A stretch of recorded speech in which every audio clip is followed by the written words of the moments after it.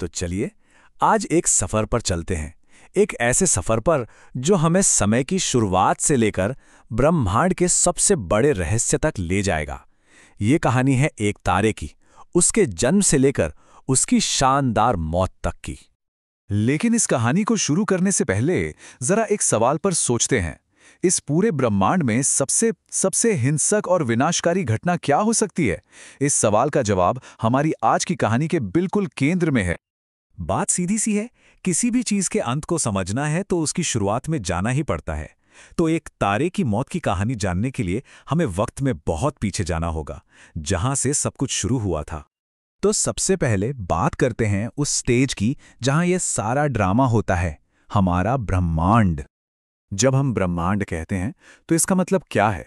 सीधी भाषा में कहें तो सब कुछ, सारा स्पेस, सारा टाइम, हर एक कण, सारी एनर्जी और वो नियम जो इन सब को चलाते हैं।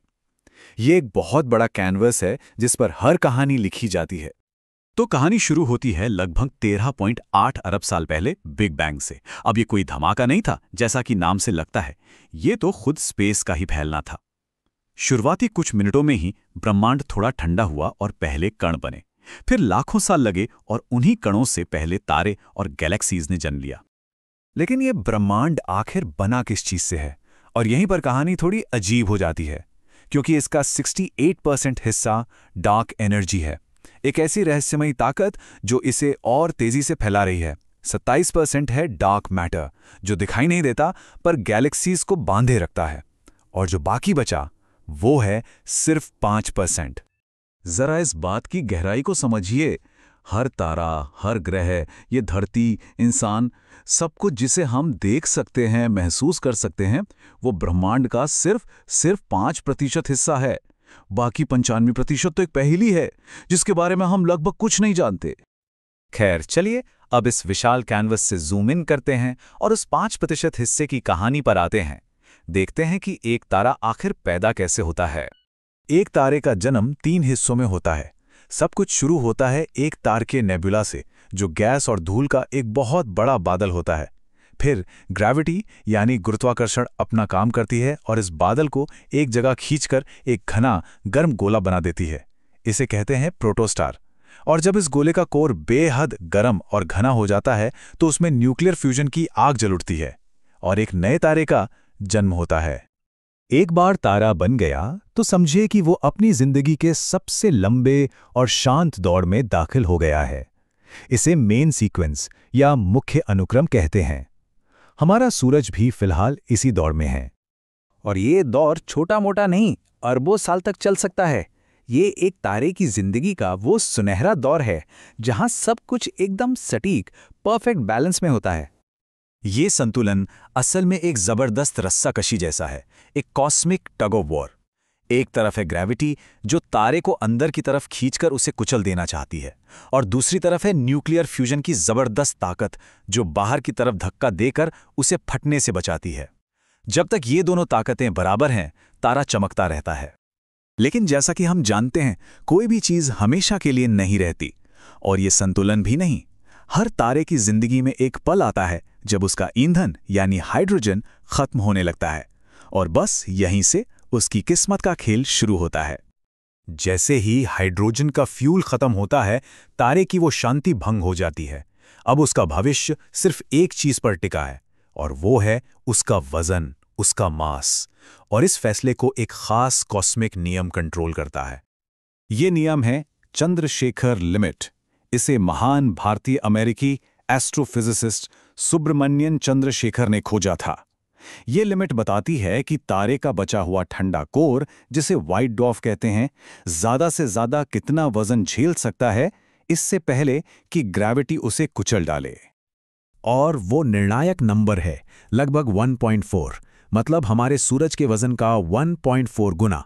बस इसी एक नंबर पर तारे की पूरी आगे की कहानी टिकी हुई है।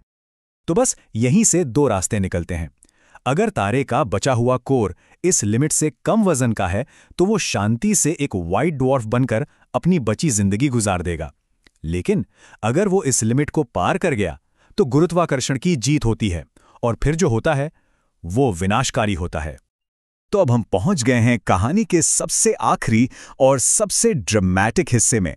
चलिए देखते हैं कि इन दो रास्तों का अंजाम क्या होता है और कैसे बनते हैं ब्रह्मांड के भूत और राक्षस। पहले बात करते हैं छोटे तारों की, हमारे सूरज जैसों की। इनका अंत काफी शांत और खूबसूरत होता है।